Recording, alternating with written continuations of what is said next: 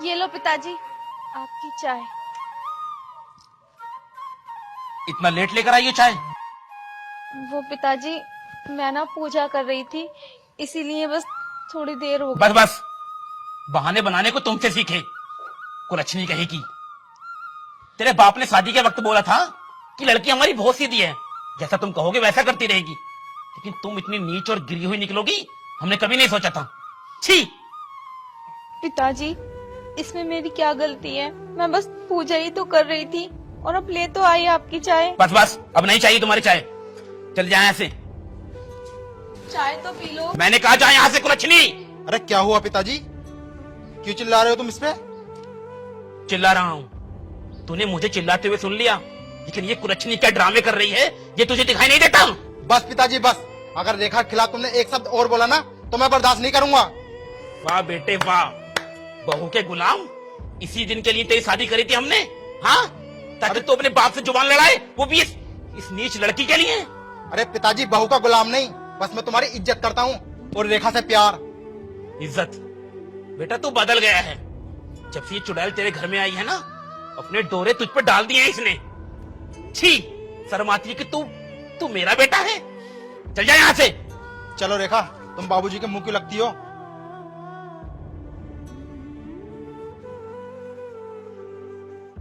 जब से ये हमारे घर में आई है, हमारे बेटे पर ना जाने क्या काला जादू कर दिया है इसने। हमारी बात तो सुनता ही नहीं है, दिन रात इसी की बातों में आता रहता है। हमारी इज्जत और हमसे प्यार सब कुछ खत्म कर दिया इसने। एक फूटी कोड़ी हाथ नहीं लगी।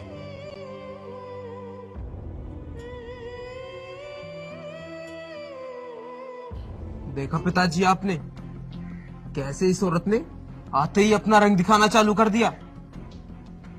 और भैया को तो देखो, वो भी तो कुछ नहीं बोलते हैं उसको, हर वक्त उसके ही गुण गाते रहते हैं। अरे पिताजी, मैंने तो आपसे पहले ही बोला था कि इस औरत से भैया की शादी मत कराइए, लेकिन आपने मेरी एक न मानी। अरे मुझे कहां पता था, मुझे तो लगा था कि इसका बाप अच्छा खासा अमीर है, हमारे हाथ अच्छी खासी रकम लगेगी और दहेज भी लगेगा। लेकिन ऐन मौके पर इसका बाप भिखमंगा हो गया, सारे अरमानों पर पानी फिर गया। अब जब से ना मुझे ये जहर दिखाई देती है। पिताजी, वैसे एक तरीका है इस औरत को इस घर से बाहर निकालने का। क्या तरीका है? इसे आग लगाकर जला देते हैं, किसी को कुछ पता नहीं चलेगा और ये इस घर से भी निकल जाएगी। दिमाग खराब है तेरा नीच? हाँ, तो अपनी भाभी के बारे में इतनी घटिया बात कैसे सोच सकता है? हाँ पिताजी, इसमें आपका भी फायदा है और फिर बाद में भैया की किसी अच्छी लड़की से शादी करा देंगे। अरे बस बस, माना कि मैं लालची हूं, लेकिन खूनी नहीं। मैं चंद पैसों के लिए किसी की जान नहीं ले सकता। लेकिन पिताजी, कहा ना, ना मतलब ना। हम इतनी घटिया हरकत कभी नहीं कर सकते। पिताजी, आपने आज मुझ पर हाथ उठाया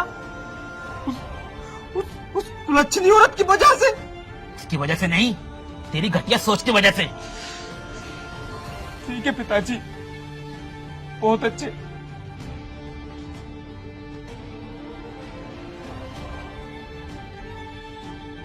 ये हमने क्या कर दिया? हमें ऐसा नहीं करना चाहिए था। जवान बेटा है, कहीं कुछ उल्टा सीधा ना कर ले।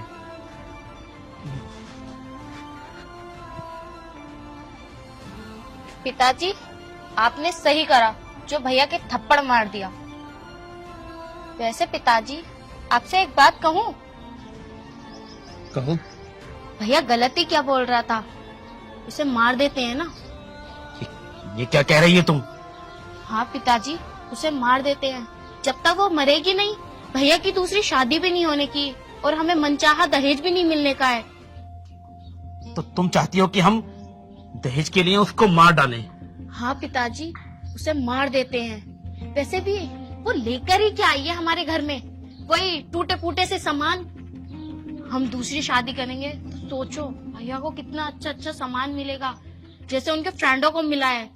हमारा भी फिर नाम होगा। तू जा यहाँ से, हमें क्या करना है हम खुद संभाल लेंगे। ठीक है पिताजी। बात तो बच्चे ठीक ही बोल रहे हैं। एक बार सौरभ से बात करता हूँ।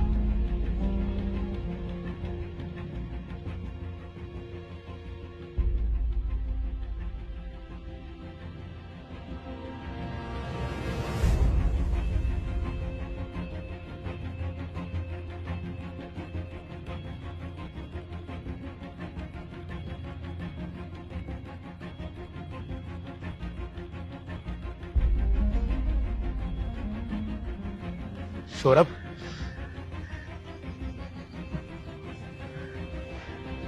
क्या हुआ बेटे? कुछ नहीं पिताजी, बस ऐसे ही। हमें पता है बेटा, हमने जो तुम्हारे साथ किया तुम उसकी वजह से हमसे नाराज हो। नहीं पिताजी, ऐसी कोई बात नहीं है, बल्कि मैं तो आपसे माफी मांगना चाहता हूँ कि मुझे भाभी जी के बारे में ऐसा बोलना ही नहीं चाहिए था। नहीं बेटा, तेरी बात में कोई बुराई नहीं थी, गलती तो हमने की। हमें इस तरह जवान बेटे पर हाथ नहीं उठाना चाहिए था। कोई बेटा बात हमें माफ कर दे बेटा। नहीं पिताजी, आप ये क्या कर रहे हैं? आप भला हमसे माफी क्यों मांगेंगे?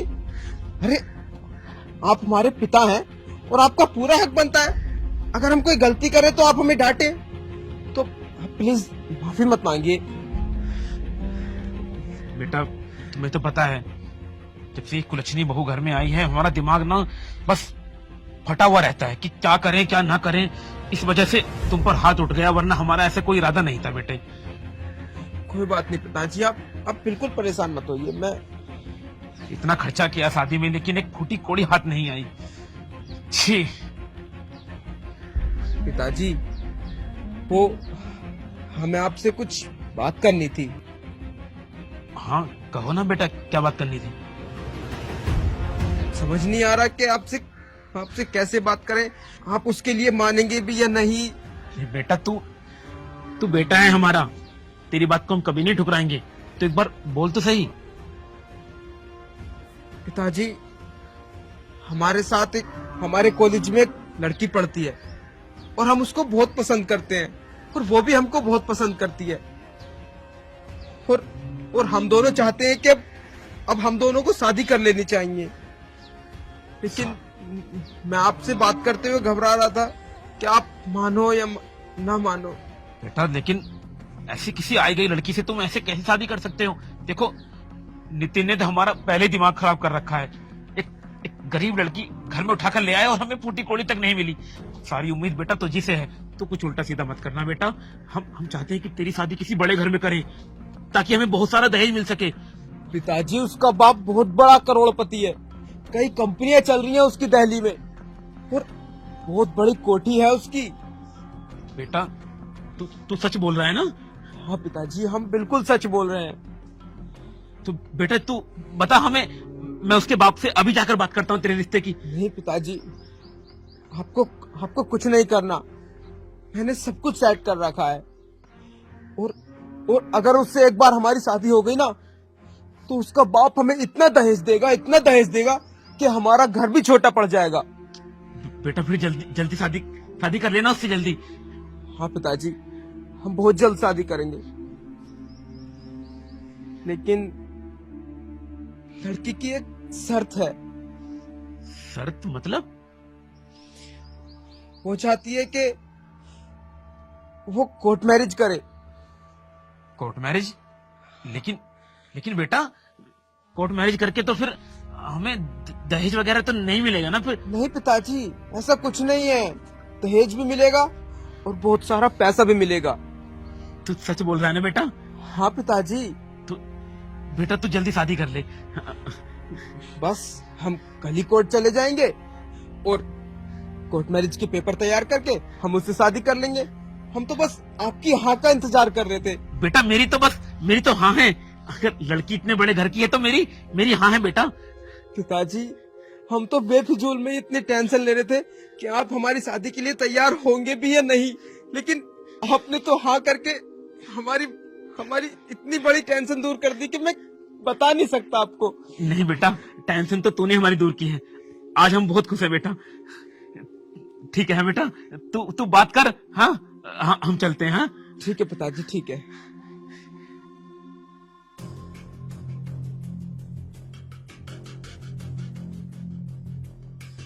चाटा मारा था ना इस गाल पे इस बुड्ढे ने। अब मैं इस चाटे का बदला बुड्ढे तुझसे कैसे लेता हूँ, ये तो मैंने सोच लिया।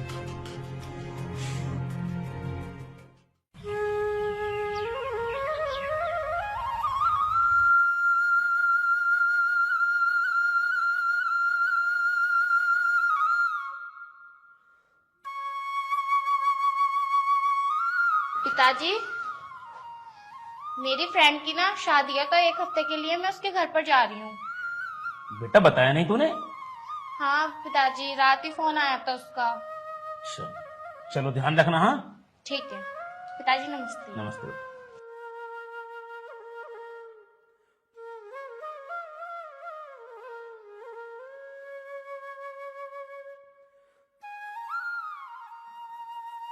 ये लो पिताजी आपकी चाय।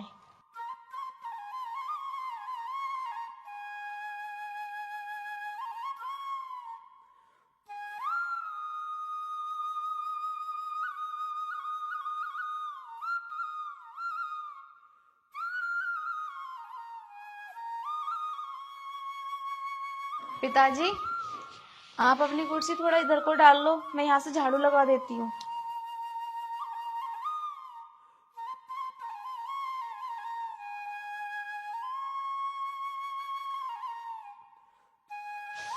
अच्छा पिताजी, मैं चलता हूँ ऑफिस। और रेखा, अपना ख्याल रखना। ठीक है। अरे भैया, आप कोर्ट की तरफ जा रहे हो तो मुझे भी छोड़ते जाना, मुझे आज थोड़ा कोर्ट में काम है। ठीक है छोटे, छोड़ दूंगा तुझे भी, चल। ठीक है चलो। ठीक है पिताजी, मैं शाम को आता हूँ, ठीक है? ठीक है बेटा।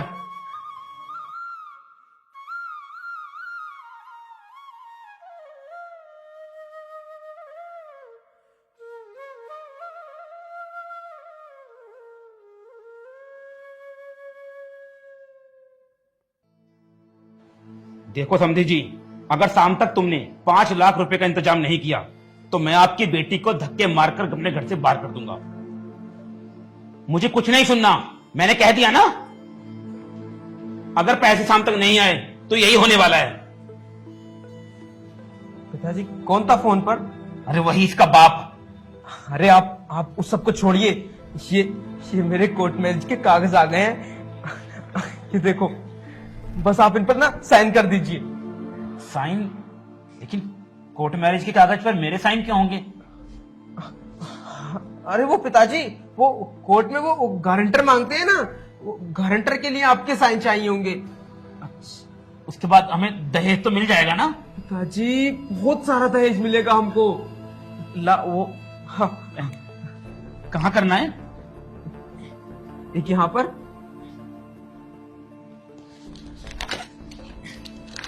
एक यहाँ पर। हमारा तो सारा घर दहेज से भर जाएगा ना बेटा?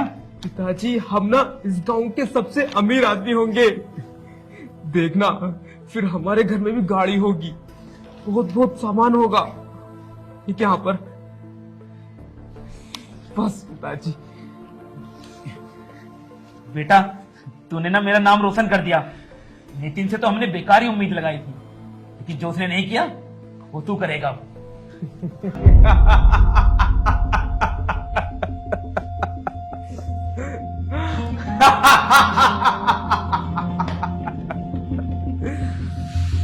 अब इस सारे प्रॉपर्टी का मालिक मैं अकेला हूं। ये क्या बकवास कर रहा है तू? तू क्या बकवास कर रहा है? ये कागज, कैसे कागज थे ये? तुम्हें क्या लगा पिताजी, ये कागज मेरी कोर्ट मैरिज के हैं? नहीं, ये कोई मेरे कोर्ट मैरिज के कागज नहीं है, ये इस जमीन के कागजात थे।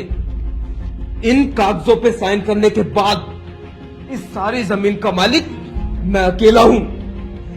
चाटा मारा था ना मेरे इस गाल पे बुड्ढे, अब मैं बताऊंगा कि इस घर में कौन रहेगा और कौन नहीं। तो इतनी घटिया हरकत करेगा मैंने कभी नहीं सोचा था। हराम साले। बस बहुत हो गया, अब मैं और बिल्कुल सहन नहीं कर सकता। निकल यहां से। सौरभ, तुम्हारी हिम्मत कैसे हुई बाबूजी पे हाथ चलाने की? हाँ, बहुत हो गया, अगर तुमने एक शब्द और अपनी जबान से निकाला ना तो इस घर से धक्के मार के बाहर निकाल दूंगा। क्या कर लोगे तुम? नहीं, कर क्या लोगे तुम? बस इससे और कुछ मत कहना। बहुत अच्छा कर रहा है बेटा तू, बहुत अच्छा कर रहा है। मेरे लाड प्यार का इतना तू मुझे ये सिला देगा मैंने कभी नहीं सोचा था। सौरभ, तुम्हें शर्म नहीं आती बाबूजी के साथ इतना सब करते हुए? ओ, तुम होती कौन है मुझे बीच में रोकने वाली? इस घर की बहू। बस मुझे पता था पिताजी, मुझे पता था कि तुम्हारा दिल एक ना एक दिन अपने बहू बेटों के लिए पिघल ही जाएगा और फिर उसके बाद मेरी क्या हालत होगी मैं ये भी जानता था। तो सबसे पहले मैंने ये करना सही समझा। बहू बेटा मैं माफ कर दो। नहीं पिताजी, हमने तुम्हारे साथ जानवरों जैसे सलूक किया इसकी बातों में आकर, और आज इसने हम पर हाथ उठाया। ये दिन देखने से पहले हम मर क्यों नहीं गए? नहीं पिताजी, ऐसा मत बोलिए। पिताजी, सौरभ, देखा क्या हुआ? मैं बताती हूँ आपको सब कि यहाँ पर क्या हुआ। इसने ना गलती से बाबूजी से सिग्नेचर करा लिए इस जमीन के कागजों पर। और आपको पता है पिताजी को क्या लालच दिया इसने कि जो दहेज भाभी नहीं ला पाई वो इसकी वाइफ लाएगी और उसके लिए इसे कोर्ट मैरिज करनी पड़ेगी। और कोर्ट मैरिज के झूठे पेपर लाकर इसने बाबूजी से सिग्नेचर करा लिए और अब ये आंखें दिखा रहा है बाबूजी को और कह रहा है कि इस घर में सिर्फ ये रहेगा और कोई भी नहीं। सौरभ, ये क्या है सब? क्या क्या? अब जैसा मैं चाहूंगा वैसा होगा इस घर में, क्योंकि इस घर का मालिक अब मैं अकेला हूं। समझ में आई? ऐसा कुछ भी नहीं है, समझ आई? क्या नहीं है? क्या नहीं है? ये देखो, इस प्रॉपर्टी पे पिताजी ने अभी साइन कर दिए हैं। समझे कुछ? सौरभ, तुझे ये सब करते हुए शर्म नहीं आई? कमीने, नीच, हरामजादे। बेटा छोड़ दे। मुझे शर्म आती तुझे अपना भाई कहते हुए। इस पर हाथ मत उठा। इस पर हाथ उठाएगा तो तेरे हाथ ही मैले हो जाएंगे। ये सब मेरे कर्मों का नतीजा है। मैंने तुम दोनों को तवज्जो नहीं दी, सिर्फ इसके कहने में आकर इसकी बातों में आता रहा और अपनी फूल जैसी बच्ची पर अत्याचार करता रहा।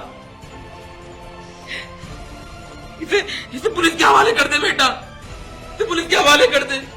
नहीं पिताजी, इन्होंने भले ही हमारे साथ कुछ भी किया हो लेकिन हम इन्हें पुलिस के हवाले नहीं करेंगे, क्योंकि पिताजी इसमें तो आपकी और इस घर की बदनामी है ना। वरना लोग बाग आपको ताने देंगे कि गुलाब सिंह ने अपने ये छोटे बेटे को जेल करा दी। पिताजी, मैं मानती हूँ कि इन्होंने आपके साथ बहुत गलत किया है, लेकिन प्लीज पिताजी इन्हें पुलिस के हवाले मत कीजिए। देख रहा है तू, जिसको तू जलाकर मारने के लिए बोल रहा था वो तेरे बारे में कितना सोच रही है, और तू इस तरह इतना नीचे गिर जाएगा कभी नहीं सोचा था अपने बेटा, कभी नहीं सोचा था। सौरभ देखो, जो तुम्हारे मन में आए कर लेना, मैं ये सब करने को आपको मना नहीं करूंगी, लेकिन कम से कम एक बार ये तो सोचो, क्या बाबूजी ने आपको कभी किसी चीज की कमी महसूस होने दी? तुम्हें तो पता है ना कि माँ तुम्हें बहुत छोटा छोड़ के इस दुनिया से चल बसी थी, लेकिन पिताजी ने कभी भी तुम्हें माँ की कमी महसूस नहीं होने दी। तुम्हें माँ और पिताजी दोनों का प्यार दिया, फिर भी तुम आज इनके साथ ऐसा कर रहे हो।